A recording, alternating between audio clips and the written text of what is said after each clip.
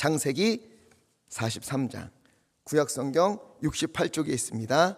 창세기 43장 8절부터 14절의 말씀, 8절로 14절 함께 읽겠습니다. 유다가 그의 아버지 이스라엘에게 이르되 저 아이를 나와 함께 보내시면 우리가 곧 가리니 그러면 우리와 아버지와 우리 어린 아이들이 다 살고 죽지 아니하리이다. 내가 그를 위하여 담보가 되오리니 아버지께서 내 손에서 그를 찾으소서. 내가 만일 그를 아버지께 데려다가 아버지 앞에 두지 아니하면 내가 영원히 죄를 지으리이다. 우리가 지체하지 아니하였더라면 벌써 2번 갔다 왔으리이다.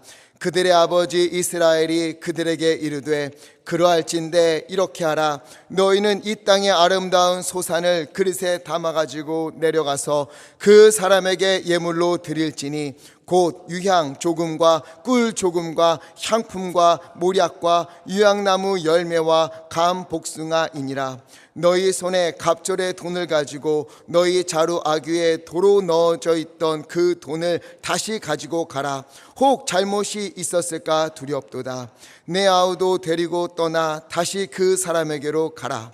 전능하신 하나님께서 그 사람 앞에서 너희에게 은혜를 베푸사 그 사람으로 너희 다른 형제와 베냐민을 돌려보내게 하시기를 원하노라. 내가 자식을 잃게 되면 이르리로다. 아멘. 우리가 지난 시간에 본 것처럼 요셉은 보디발의 집에서도 하나님의 함께 하심을 믿었지만 안타깝게도 감옥에 갇히게 됩니다. 요셉이 잘못을 해서 그렇게 됐습니까? 아니지요. 보디발의 아내가 유혹을 하고 또 유혹을 할 때마다 그걸 물리셨어요. 하나님 앞에서 죄를 지을 수 없다. 창세기 39장 9절 말씀, 내가 어찌 이 큰 악을 행하여 하나님께 죄를 지을 수 있겠습니까? 고람되오. 하나님은 늘 내 앞에 계신다. 잘 될 때에도, 억울할 때에도, 또 죄가 내 눈앞에 있을 때에도 하나님은 모두 보고 계시며 그 자리에 함께 계신다. 그래서 나는 죄를 지을 수가 없다 거절했습니다. 이에 자존심이 상한 보디발의 아내가 요셉을 모함했고 보디발은 이에 요셉을 감옥에 가두고 말았어요. 그러나 이 감옥은 어떤 감옥이었지요? 39장 20절에 그 옥은 왕의 죄수를 가두는 옥이었더라. 그곳에 갇혔어요. 그 후에 요셉이 감옥에 갇힌 이후에 술 맡은 관원장과 떡 굽는 관원장이 이곳에 들어오게 되었고 여기서 2사람이 꿈을 꾸고 그 꿈을 요셉이 해석해 줍니다. 술 맡은 관원장은 사흘 안에 모두 회복될 겁니다. 복직할 겁니다. 그때 나를 잊지 말아주세요. 나의 억울함을 풀어주세요. 그리고 안타깝지만 떡 굽는 관원장은 사흘 안에 사형을 당하게 될 것입니다. 정말로 사흘 뒤 떡 굽는 관원장은 사형을 당하고 술 맡은 관원장은 복직했어요. 그러나 술 맡은 관원장은 요셉을 기억에서 지워버립니다. 완전히 잊어버렸어요. 그리고 2년 후 바로가 꿈을 꿉니다. 그 꿈을 해석해 줄 리가 아무도 없었어요. 그제서야 술 맡은 관원장이 맞다 하고는 요셉을 기억을 합니다. 자신의 꿈을 해석해 준 것을 바로왕에게 이야기하고 이에 요셉은 바로왕 앞에 서게 되었어요. 그리고는 바로왕의 꿈을 해석해 줍니다. 7년의 풍년이 있고 이후에 7년의 흉년이 있을 텐데 그 흉년이 너무도 극심하여서 이전에 있었던 7년의 풍년을 누구도 기억하지 못하게 될 것입니다. 그러니 흉년을 대비하십시오. 해결책을 주지요. 지혜로운 사람을 택하여서 그 사람으로 애굽을 다스리게 하고 그 아래에 감독관들을 두어서 풍년의 기간 동안 애굽 땅의 5분의 1을 걷고 쌓아두십시오. 저장하십시오. 보관하십시오. 그러면 흉년의 때에 망하지 않을 겁니다. 이에 바로가 요셉에게 감탄을 하고 이보다 지혜로운 사람은 없다. 이 사람보다 하나님의 영에 감동된 사람은 없다 하고는 요셉을 애굽의 총리로 세우게 됩니다. 지난주까지 이야기 기억나십니까? 요셉은 여기까지 오면서 참 우여곡절이 많았지요. 팔려오고 종이 되고 누명을 쓰고 감옥에 갇히고 또 도와줄 누군가에게 잊혀지고 그러다 결정적인 순간에 모든 것이 회복이 되었습니다. 당시 요셉은 자신의 인생을 이해한다는 것이 상당히 어려웠을 거예요. 하나님 앞에 진실하게 살려고 노력했는데, 고람되오 내가 하나님 앞에 있음을 기억하면서 살았는데 도대체 나에게는 왜 이런 고난들이 겹겹이 다가오는가. 하지만 그럼에도 그는 놓치지 않은 것이 하나 있다고 말씀드렸습니다. 하나님을 붙잡는 것을 포기하지 않았어요. 그런 일이 있을 때에도 하나님을 원망하거나 불평하지 않았어요. 그의 믿음과 같이 하나님은 모든 순간에 완벽한 타이밍으로 요셉을 인도하셨습니다. 종으로 팔려온 곳이 보디발의 집이었고, 그가 갇힌 감옥이 왕의 죄수들을 가두는 감옥이었고, 그가 거기서 관원장을 만나 꿈을 해석해주고 이후에 바로 앞에 서서 왕의 꿈을 해석하고 해결책을 주며 애굽의 총리가 되는 것, 그래서 애굽과 이후에 나올 야곱의 가족들을 디근으로부터 구해내는 이 일을 하나님은요 한치의 오차도 없이 이끌어 가셨어요.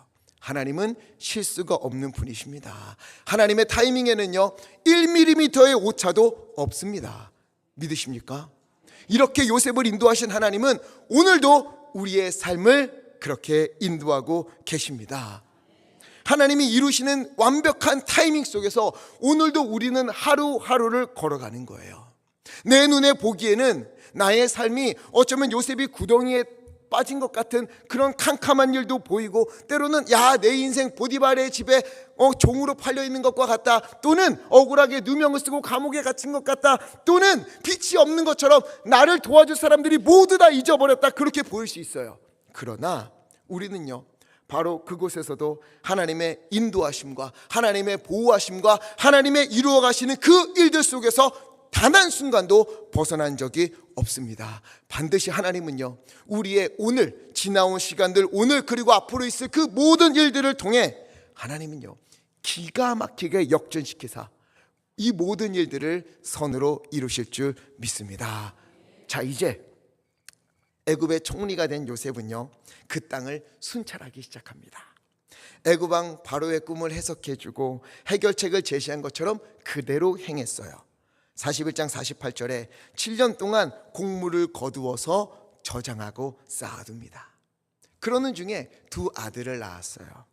41장 51절을 보니까 첫째 아들을 낳고 장남의 이름을 므낫세다, 이렇게 이름을 붙였습니다. 므낫세, 잊게 하다, 이런 뜻이에요. 하나님이 내게 내 모든 고난과 내 아버지의 온 집의 일을 잊어버리게 하셨다. 이건요 아버지의 집이나 아버지나 형제들을 잊어버리겠다, 그런 뜻이 아니에요. 그때 그 일들, 모든 고난과 아버지 집에 있었던 그런 말미암아 힘들고 괴로웠던 모든 아픔들을 다 잊게 하셨다. 요셉이 스스로 잊어버린 게 아니에요. 잊어버려야지, 기억하지 말아야지 하고 지워버린 것도 아니에요. 하나님이 친히 그 모든 고난과 아픔들을 더 이상 고난도 아픔도 아니도록 은혜를 베풀어 주셨다, 이런 뜻입니다. 이제 그 일들을 떠올릴 때마다 그때 내가 너무 힘들었지, 그때 내가 어둠 속에서 정말 외로웠지, 힘들었지, 그게 아니라 그때마다 하나님은요 하나님이 이렇게 건져주셨지, 하나님이 이렇게 살려주셨지, 하나님이 이렇게 길을 열어주셨지, 이렇게 하나님의 은혜들로 바꾸어 주신 거예요. 그리고 또 아들을 낳았어요. 52절에 에브라임이다, 이렇게 이름을 붙입니다. 에브라임의 뜻은 배로 열매를, 이런 뜻이에요. 고난과 아픔이 은혜세, 그리고 번성하게 하셨다. 수고한 땅. 요셉이 어떤 수고를 했습니까? 순종의 수고를 했어요. 믿음으로 살아낸 순종. 그때도 믿음을 버리지 않는 순종. 그렇게 어려움 중에도 순종했더니, 믿음으로 살았더니 하나님이 이 모든 것을 번성케 하셨다. 이것이 요셉의 진심 어린 고백이었습니다. 이와 같은 고백이 우리의 삶에서 기쁨으로 올려지는 우리의 고백이 되어지기를 간절히 축원합니다.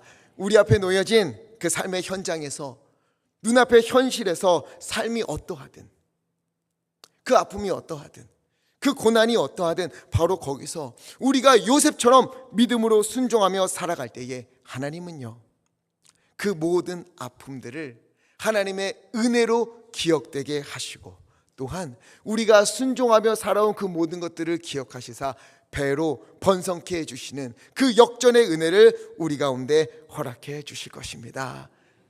정말 지나온 모든 순간이 하나님의 은혜였다. 그때 내가 너무 힘들었는데, 그때 내가 고난인 줄 알았는데 지나고 보니 그게 모두 다 하나님의 은혜였구나.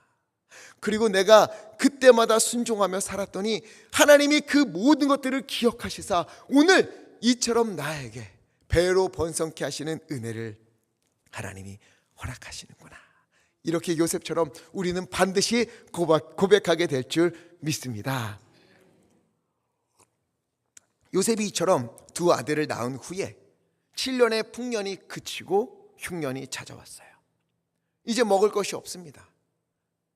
어디에도 먹을 것이 없어요. 이에 41장 56절에 요셉이여 드디어 쌓아두었던 창고를 열어서 애굽 백성들에게 그 곡물을 팔았어요. 또 57절 각국에 있는 다른 나라에 있던 백성들도요, 먹을 것이 없으니까 이 곡물이 있는 곳은 애굽밖에 없다, 이 소식을 듣고 다 애굽으로 와서 곡물을 사기 시작했습니다. 이렇게 곡물을 파는 일의 총책임을 누가 맡고 있었을까요? 요셉이 맡고 있는 거예요. 이 일 역시, 요셉이 이 일을 맡게 된 건 역시 누구의 인도하심 안에 있습니까? 하나님이요. 하나님이요. 의미 없이 하시는 일이 아무것도 없습니다. 요셉이 곡물을 파는 일에 총책임을 맡게 된 것도 하나님의 섭리 속에서 이루어지는 일들이에요. 왜? 이제 야곱의 가족들이 회복되어야 하잖아요. 이 먼 타국 애굽에서의 일을 통해서 하나님이 야곱의 가족들을 어떻게 변화시키시는가, 그 일들이 여기서부터 펼쳐지는 겁니다. 그리고 요셉이 곡물 파는 총책임을 맡는 일 역시 이 일에 사용되는 거예요. 42장 1절을 보니까 그때에 이렇게 시작을 합니다. 성경을 보면 그때에, 그 후에 이런 단어로 시작되는 말이 있어요. 그때는 꼭 앞의 이야기를 상기하면서 되새기면서 읽어야 합니다. 요셉이 애굽의 총리가 되고 7년의 풍년 동안 잘 대비한 후에 7년의 흉년이 시작되는 거예요. 각국 백성들이 애굽으로 찾아와서 곡물을 사길 원했고 그 총책임이 요셉에게 있어서 반드시 요셉을 만나야만 곡물을 살 수 있는 바로 그때, 이제 이 일이 시작되는 거예요. 1절에 야곱이여 아들들에게 이야기합니다. 얘들아, 애굽에 곡식이 있다는데 어찌하여 너희는 가만히 있느냐? 왜 너희는 가만히 있느냐? 흉년으로 먹을 것이 다 떨어진 마당에 너희들은 어찌하여 이렇게 손 놓고 있느냐? 어찌하여 대책도 없이 서로 관망만 하고 있느냐? 이러는 거예요. 요셉의 아들들이 왜 그랬을까요? 그 땅에 곡물이 없는데, 기근이 너무 길어져서 먹을 것이 없는데 왜 대책도 마련하지 않고 서로 바라보고만 있을까? 극심한 기근 중에 저 애굽 땅에 곡식이 있다는 소식이 이 늙은 야곱의 귀에까지 들어가게 되었다면 아들들은 당연히 알았겠지요. 그런데도 왜 가만히 있었을까? 물론 먼저는요, 애굽까지의 거리가 상당히 먼 거리예요. 그래서 험난한 여정이 될 것이기에 다들 주저했을 수도 있습니다. 그러나 여기에는 한 가지 이유가 더 있는 것 같아요. 왜 이 형제들이, 이 아들들이 가만히 있었을까? 곰곰이 생각해 봤는데요, 어쩌면 잠재되어 있던 죄책감 때문에 그런 것은 아니었을까, 이런 생각이 들었어요. 13년 전 이들은요, 요셉을 애굽으로 가는 이스마엘 상인의 손에 팔았어요. 그리고 요셉의 옷에 순념소의 피를 적시고는 아버지 야곱에게 가져다 주었습니다. 야곱은 그 피 묻은 옷을 들고 요셉이 짐승에게 잡혀 먹었구나 이러면서 오래도록 울었어요. 애통했습니다. 이 형들은요, 요셉만 없으면 아버지의 사랑을 받을 줄 알았어요. 아버지는 그럼에도 불구하고 이 형제들을 사랑해 주는 게 아니라 늘 요셉을 그리워하면서 그의 인생에서 웃음이 사라지고 말았습니다. 아버지에게서 웃음이 사라진 것을 볼 때마다 이 형제들은요, 요셉을 애굽에 팔았던 일이 떠오르지 않았겠습니까? 게다가 아버지가 물론 나중 일이지만 또 어떻게 합니까? 42장 4절 말씀 함께 읽겠습니다. 42장 4절 시작. 야곱이 요셉의 아우 베냐민은 이는 그의 생각에 재난이 그에게 미칠까 두려워함이었더라. 아멘. 지금 야곱은 이 마음이 늘 있었거든요. 다른 아들들은 다 곡식을 구하기 위해 애굽으로 가더라도 베냐민은 못 보낸다. 내가 베냐민은 너희와 함께 보내지 않을 거야. 왜? 이전에 베냐민의 형 요셉이 너희를 찾으러 갔다가 죽었잖아. 이 베냐민에게도 이 일이 일어나면 어떡하겠니? 나는 그러면 살 수가 없다. 그렇기 때문에 나는 베냐민은 안 된다. 뭐만 하면 베냐민. 예전에는 요셉 했는데 이제는 더 심해졌어요. 베냐민. 이런 아버지의 모습을 아들들이 보면서 죄책감에 시달리게 되지요. 거기다가 곡식이 있는 곳이 어디예요? 애굽이잖아요. 애굽. 요셉이 팔려간 곳이 애굽입니다. 애굽에 곡식이 있다는 말을 들을 때에 이 아들들은요, 곡식이 있다는 말보다 애굽이라는 단어가 너무 가슴속 깊이 박히는 거예요. 그 애굽하면 요셉이 생각이 나거든요. 요셉 죽었을지도 모르는데, 우리가 판 요셉이 애굽에 있는데, 그러니 애굽으로 간다는 것이 얼마나 마주하기 힘든 현실이었겠습니까? 죄는요, 이처럼 언제나 상처를 남깁니다. 잊은 것 같아도 그러한 상황, 이야기 혹은 단어를 들으면 어느 순간 다시 나타나서 죄책감을 주고 힘들게 하는 게 바로 죄예요. 예전에 한 집사님이요, 아내가 출산할 때가 되어서 산부인과에 같이 갔다고 했어요. 그래서 산부인과에 갔는데 아무리 기다려도 애가 나올 생각을 않는 겁니다. 그래서 몰래, 아내 몰래 좀 이렇게 좀 힘들어할 때 몰래 나와서 대기실 한쪽 구석에 앉아서 낚시 프로그램을 열심히 봤대요. 근데 한참을 보다가 너무 재밌게 보다가 이제 내가 좀 오래 봤나 하고 아내한테 갔더니 이미 아이가 나온 겁니다. 깜짝 놀랐어요. 그래서 어떡하지 하고 아내한테 갔더니 아내 표정이 좋지가 않은 겁니다.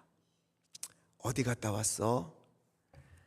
그래서 거짓말하면 더 큰일 나겠다 생각을 해서 내가 아주 잠깐 낚시 프로그램 보고 왔어. 그랬더니 나는 애를 낳는데 니는 물고기 낚는 걸 보고 왔네. 식은땀이 주르르 흐르더래요. 그때부터 TV에서 낚시하는 장면만 나와도 이 아내가 그때 얘기를 꺼낸대요. 내는 애 낳을 때 네 아빠는 낚시하는 거 보고 왔다. 그때마다 죄인이 되어서 집안일이고 뭐고 다 하고, 그 아이가 지금 커서 대학생이 됐거든요. 그럼에도 불구하고 여전히 낚시하는 것만 보면 그때 일이 떠올라서 마음이 괴롭다. 이런 얘기를 들었어요. 끊임없이 기약도 없이 계속 괴롭힌대요. 이처럼 죄는요, 덜 짓는 것이 아니라 피하여 짓지 않는 것, 쳐다보지 않는 것, 근처에도 가지 않는 것, 이게 가장 현명한 일입니다. 죄는 언제든 다시금 떠올라서 우리를 힘들게 해요. 아프게 해요. 하나님 앞에 서지 못하게 하는 그런 발목을 잡는 일에 사탄에게 쓰임받는 게 예전에 지었던 그 죄들, 그리고 죄책감들입니다. 그렇기 때문에 죄는 피하여 이기는 게 가장 좋아요. 그러나 이들은 그 죄를 이미 지었지요. 그리고 그 상처는 20년 가까이 지난 이때까지도 그들을 괴롭히고 있습니다. 야곱의 아들들은 모두 애굽으로 가기를 꺼려했지만 아버지의 말씀을 듣고 하는 수 없이 애굽으로 떠났어요. 베냐민은 아버지가 기필코 안 된다 해서 데려가지 못했어요. 10명의 형제들만 애굽으로 갔습니다. 곡식을 살려면 누굴 만나야 되지요? 요셉. 그래서 42장 6절, 이 형들이요, 요셉 앞에 가서 절을 했어요. 형들은 애굽의 총리가 요셉인 줄은 꿈에도 몰랐습니다. 알 수가 없지요. 물론 얼굴은 이렇게 대해서 봤을 거예요. 그러나 머리 스타일도 바뀌고 옷도 다르고 게다가 애굽의 언어를 사용하고 있으니 상상도 못할 일이지요. 그리고 요셉이 우리가 팔았을 때는 노예가 되었거나 혹은 죽었을 것이다. 그러니 어떻게 닮은 사람이겠거니 생각은 해도 요셉이라고는 생각을 못하는 거예요. 그러나 요셉은 보자마자 알았어요. 형들이 왔구나. 가나안의 기근이 심하여 결국 곡식을 사러 왔구나. 그리고는 모른 척하고 묻습니다. 어디서 왔느냐? 네, 곡물을 사려고 가나안에서 왔습니다. 이때 요셉은요, 자기에게 큰절을 하는 형들을 보고 9절을 보니까 요셉이 그들에게 대하여 꾼 꿈을 생각하고 형들이 절을 하는 것을 보고 이전에 꾸었던 꿈이 생각이 났어요. 그러면서 뭘 다시 깨닫게 되었는가?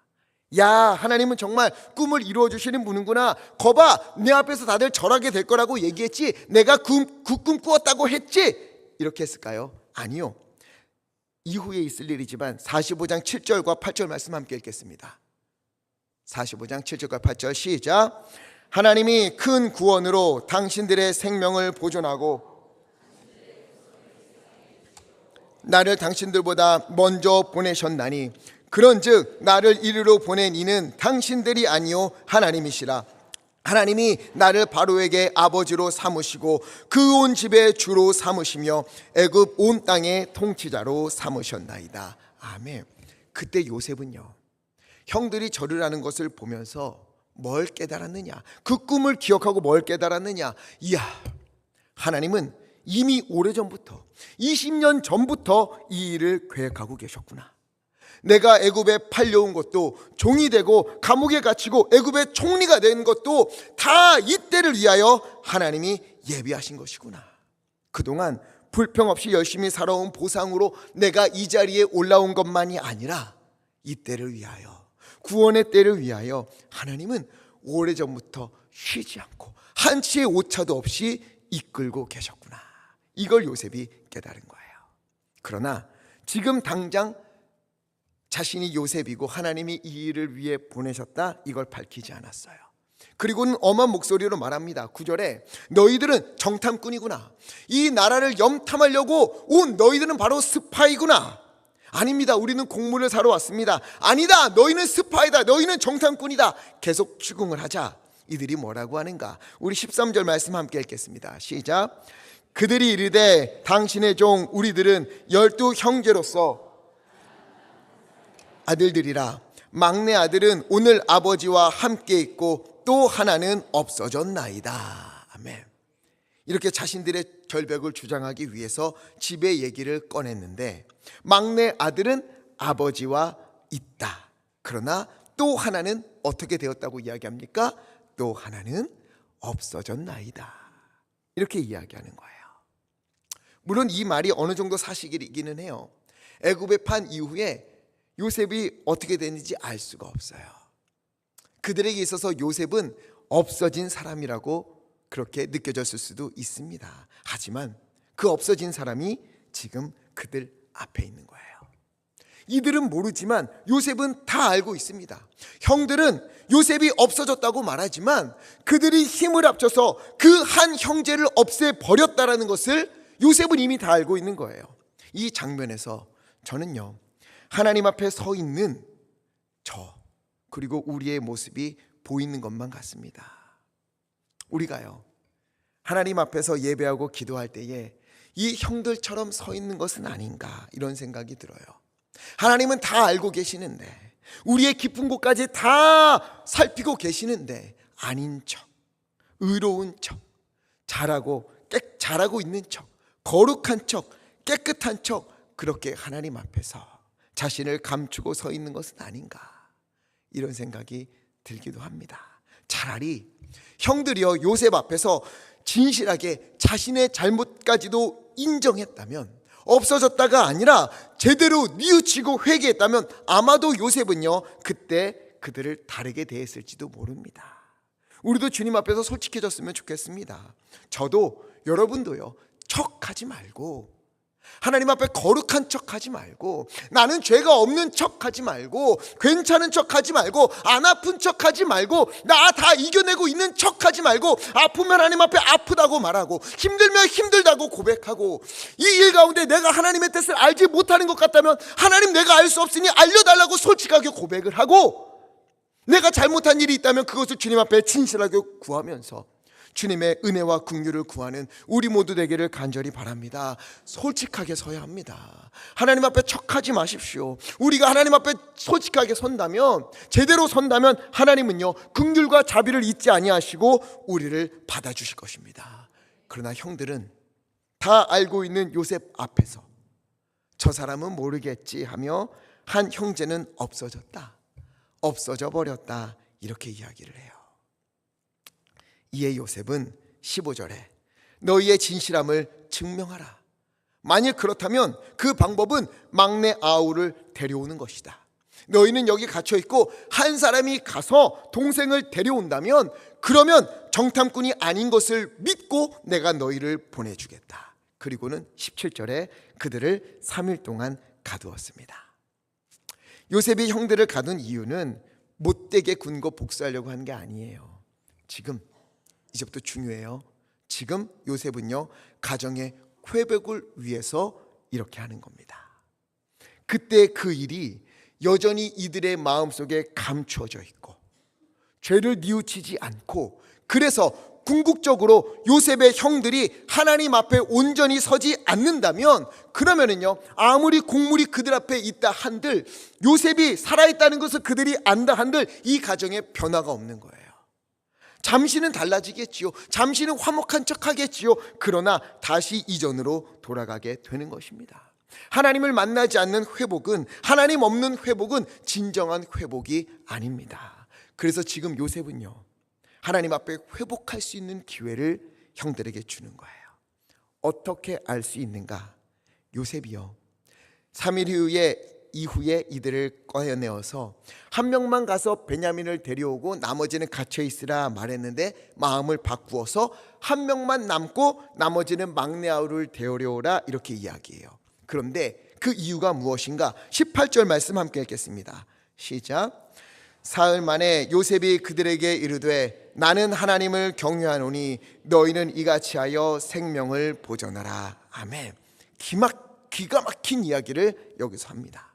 나는 하나님을 경외하노니. 일부러 이 이야기를 형들에게 하는 거예요. 왜 하나님을 경외한다는 얘기를 하겠습니까? 내가 이렇게 하는 것은 무엇 때문이다? 하나님을 경외하기 때문이다. 즉, 형들은 아직 이해할 수 없지만 지금 형들이 미워서 이렇게 하는 게 아니에요. 복수하는 게 아니에요. 이들을 3일 동안 가둔 것도 10명 중에 1명만 남기고 9명을 곡물을 보내어서 집으로 돌아가서 다시금 먹게 하고, 그리고 동생을 데려오게 하는 것도 다 무엇 때문이다? 하나님을 경외하기 때문이다. 요셉은 이 모든 일에 한순간도 하나님을 잊지 않았습니다. 하나님은 지금 애굽 땅만이 아니라 저 멀리 가나안에 있는 상처와 죄책감으로 얼룩진 이 야곱의 가족을 회복시키려고 한다 하는 이 믿음이 요셉에게 있었어요. 우리는요, 우리 그리스도인은요, 무엇을 하든 하나님을 경외하는 마음으로 하는 것, 이것을 잊어서는 안 됩니다. 하나님의 뜻이라면, 하나님을 경외하는 일이라면 아무리 힘들고 고되고 사람들이 욕하는 일이라 하더라도 절대로 그 일에 주저함이 있어서는 안 됩니다. 또 아무리 많은 이득이 주어지고 박수받고 인정받고 칭찬받는 일이라 하더라도 하나님을 경외하는 일에서 벗어난 일이라면, 그러면 우리는요, 그 일을 과감히 내려놓을 수 있어야 해요. 이게 하나님 믿는 사람들의 길입니다. 요셉은요, 지금 복수하려는 것도 다른 것도 아니에요. 하나님을 경외하기 때문에 이 모든 일들을 진행하고 있어요. 왜? 그가 경외하는 하나님은 그저 이 기근에서 건져내는 것만이 아니라 저 가정, 우리의 가정까지도 회복시키기 위함이다. 이 믿음이 있었기 때문에 그래요. 요셉의 형들은 21절에 이 모든 일은 우리가 범죄함으로 아우에게, 요셉에게 범죄함으로 일어난 일이다, 자신들의 잘못을 이야기하는 것을 드디어 듣게 된 거예요. 형들이 조금씩 변해가고 있지요. 그전에는 한 동생은 없어졌습니다 말했는데 이제는 뭐라 그래요? 우리가 잘못했기 때문에 이 일이 일어난 것이 아닐까. 자기를 제대로 보기 시작하는 변화가 감옥에서의 3일 동안 있었던 거예요. 그러나 아직 하나님의 일은 남았습니다. 아직 더 회복되어야 돼요. 아버지와 온 형제들이 하나님 앞에 서야 합니다. 잘못했다라는 그 죄책감 앞에 서는 게 아니라 하나님 앞에 서야 돼요. 그래서 꾹 참고 형제들 중 시몬을 결박하고 나머지 9 형제들에게는 곡물을 주어서 돌아가게 했어요. 형들이 지불한 돈은 다시 주머니에 넣어서 보냈습니다. 가는 길에 먹을 양식까지 넉넉히 넣어주었어요. 엄청난 호의를 베풀어 줍니다. 형들은 집으로 가다가 한참을 가서 자루 속에 들어있는 돈, 지불했던 돈이 다시 들어있는 것을 발견합니다. 자, 이때 형제들의 반응이 어떠한가? 28절 말씀 보니까는요, 그가 이제 돈을 발견한, 자루 속에 있는 돈을 발견한 한 사람이요 그 형제들에게 말하되 내 돈을 도로 넣었도다. 보라, 자루 속에 있도다. 이에 그들이 혼이 나서 떨며 서로 돌아보며 말하되, 뭐라고 이야기합니까? 하나님이 어찌하여 이런 일을 우리에게 행하셨는가? 엄청난 일이 벌어지는 거예요. 어떤 일인가 눈치채셨습니까?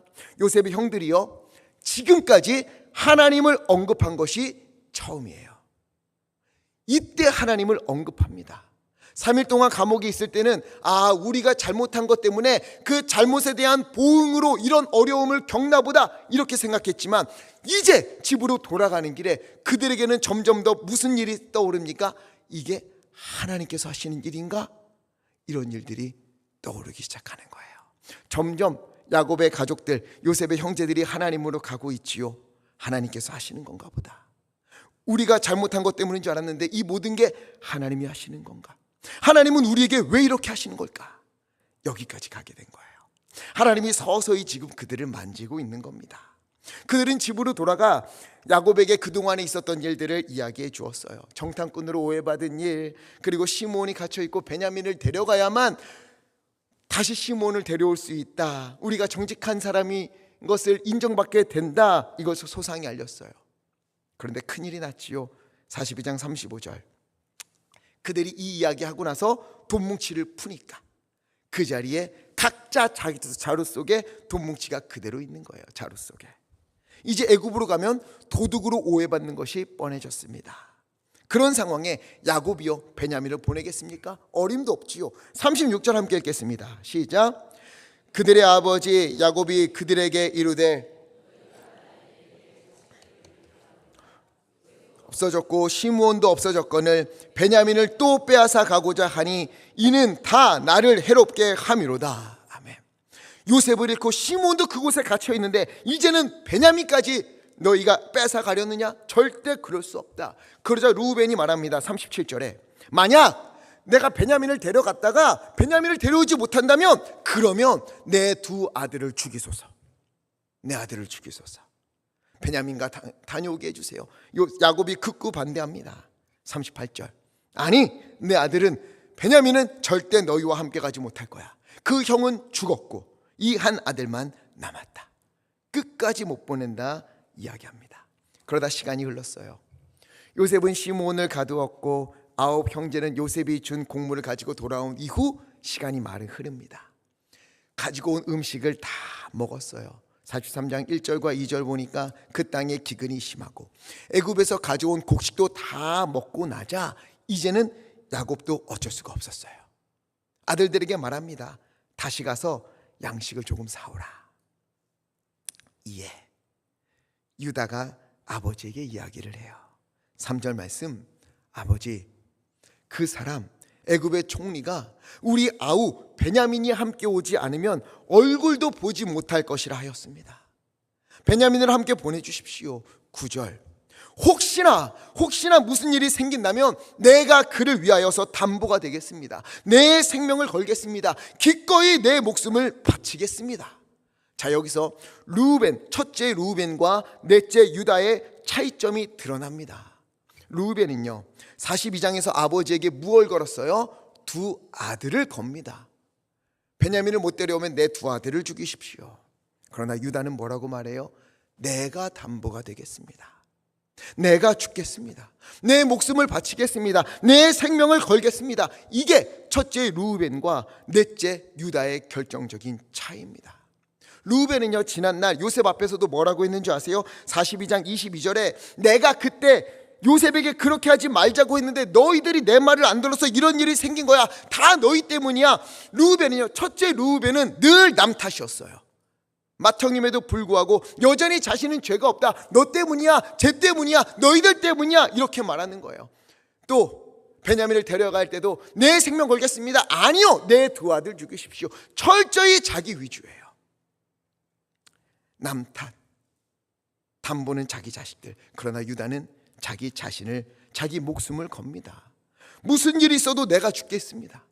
내가 대신 죽겠습니다. 그 말에 돌 같은 야곱의 마음이 풀어지는 거예요.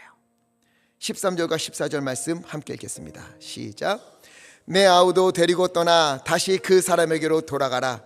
전능하신 하나님께서 그 사람 앞에서 너희에게 은혜를 베푸사 그 사람으로 너희 다른 형제와 베냐민을 돌려보내게 하시기를 원하노라. 내가 자식을 잃게 되면 이르리로다. 아멘.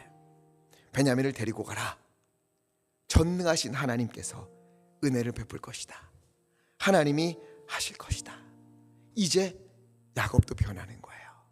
드디어 야곱이요, 베냐민을 붙들고 있던 손을 놓고 요셉을 잃은 이후에 오직 베냐민만 붙들었거든요. 이 아들은 안 돼, 이 아들은 안 돼, 베냐민 이러면 나 죽는다, 그렇게 살아왔어요. 그런데 이제 드디어 베냐민을 잡은 손을 놓고 하나님의 은혜에 자신을 기댑니다.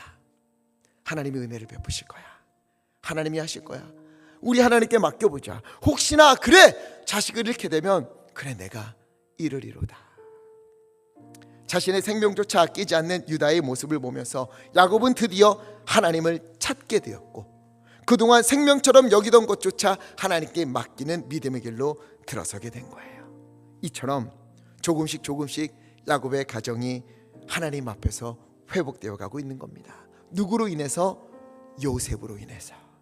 오직 하나님을 경외하는 마음으로 모든 일을 행했던 요셉, 형들 그리고 저 멀리 아버지가 있는 그 집, 이 온 가족이 하나님을 믿는 믿음으로 회복되어야 한다. 하나님을 바라봐야 한다. 그래야만 산다. 이것을 위해서 하나님은 여기까지 나를 인도하신 것이다. 그것을 믿고 그 꿈을 가지고 하나님 앞에서 경외함으로 모든 일을 행한 요셉으로 인하여서 형제들은 하나님을 바라보는 믿음의 눈이 열리게 되었어요. 그러는 가운데 요셉으로 인하여, 이 일을 인하여 유다가 완전히 변하는 거예요. 루벤처럼 난탓하지 않습니다.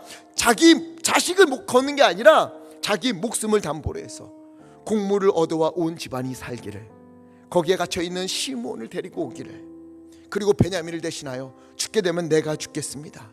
아버지가 무너지지 않도록 내가 하겠습니다. 생명을 걸어야 한다면 내 생명을 걸겠습니다. 십자가가 있다면 내가 지겠습니다. 이런 인물로 유다가 변하게 된 것입니다.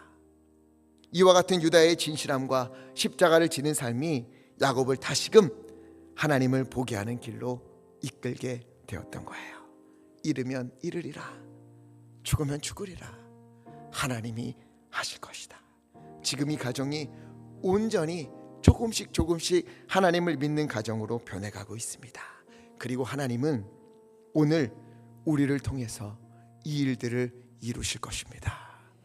우리가 요셉처럼 하나님을 경외하며 하나님 안에서 하나님을 향한 뜻을 가지고 말하고 행동할 때에, 또 유다처럼 어려운 일 가운데에 남 탓하지 않고 다른 사람 다른 것 거는 게 아니라 하나님 내가 십자가 지겠습니다, 죽으면 내가 죽겠습니다 말할 때에 하나님은 그 가운데 생명을 주시는 은혜를 베푸시는 것입니다.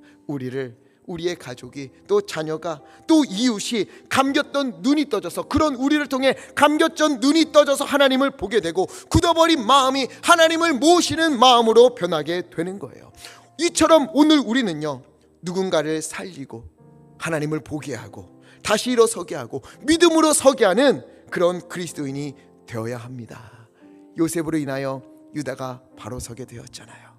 오늘 이 자리에서 결단하고 기도하며 하나님을 경외하는 삶을 살겠습니다 하는 우리를 통해 우리 가족이, 또 우리가 기도하는 누군가가 하나님을 바라보게 되고 움켜쥐었던 것을 내려놓고 하나님께 맡기는 그런 인생으로 변하게 될 줄 믿습니다.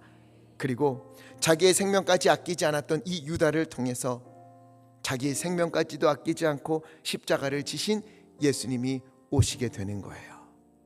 오늘 우리가 살리는 한 사람, 다시 세우는 한 사람을 통해서 놀라운 기적이 일어나게 될 줄 믿습니다. 우리를 통해서 유다가 다시금 하나님을 보게 되고 십자가를 지키는 삶을 살게 된 것처럼, 그리고 유다의 자손을 통해 예수님이 오신 것처럼 오늘 우리를 통해서 살아나게 되는 그 한 사람이 유다와 같은 십자가를 지는 인생, 하나님 앞에 온전히 서게 되는 인생으로 변하게 되는 일들이 우리 가운데 넘치기를 간절히 축원합니다. 오늘 이 자리에 있는 우리를 통해 주님이 이루실 것입니다. 우리 말씀을 붙들고 함께 기도했으면 좋겠습니다.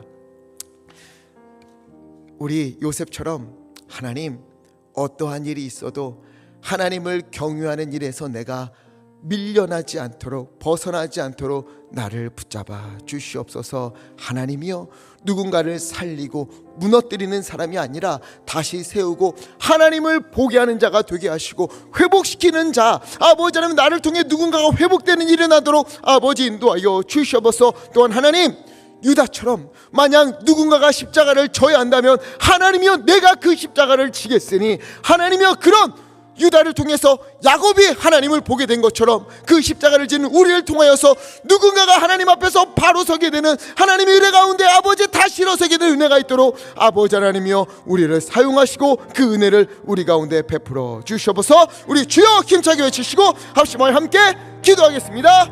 주여,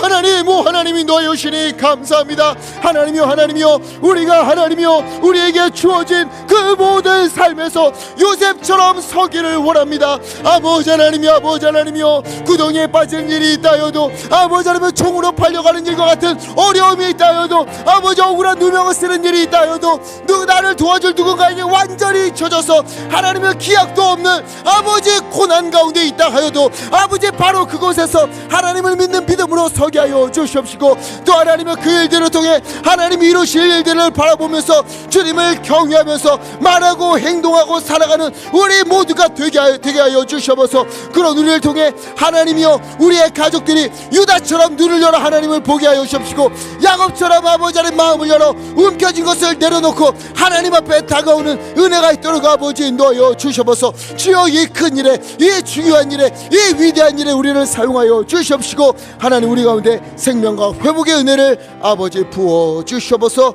오 하나님, 인도하여 주시옵소서. 사랑과 은혜가 많으신 아버지 하나님, 우리의 인생길을 돌아보면 아버지 하나님이여, 주님께서 이루신 일들로 가득한 것을 우리가 보게 됩니다. 하나님, 지금까지 함께 하신 하나님은 앞으로의 모든 인생 가운데에도, 모든 걸음 가운데에도 한치의 오차도 없이 완벽한 타이밍으로 우리를 이끌어 가실 줄 믿습니다.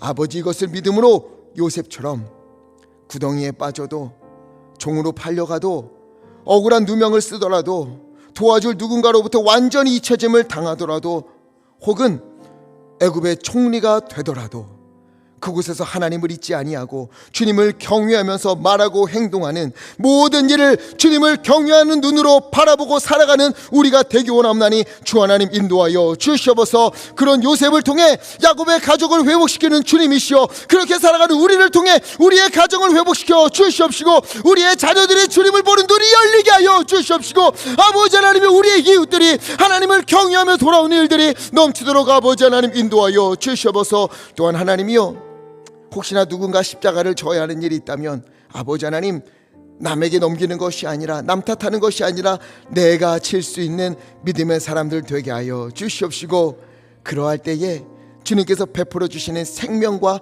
은혜가 우리 가운데 넘치도록 주 하나님 붙잡아 주시옵소서. 우리를 통해 이루실 하나님의 놀라운 일들을 기대합니다. 주여, 주여, 우리 가운데 주님의 뜻을 이루어 주옵소서. 예수 그리스도 이름으로 간절히 기도하옵나이다.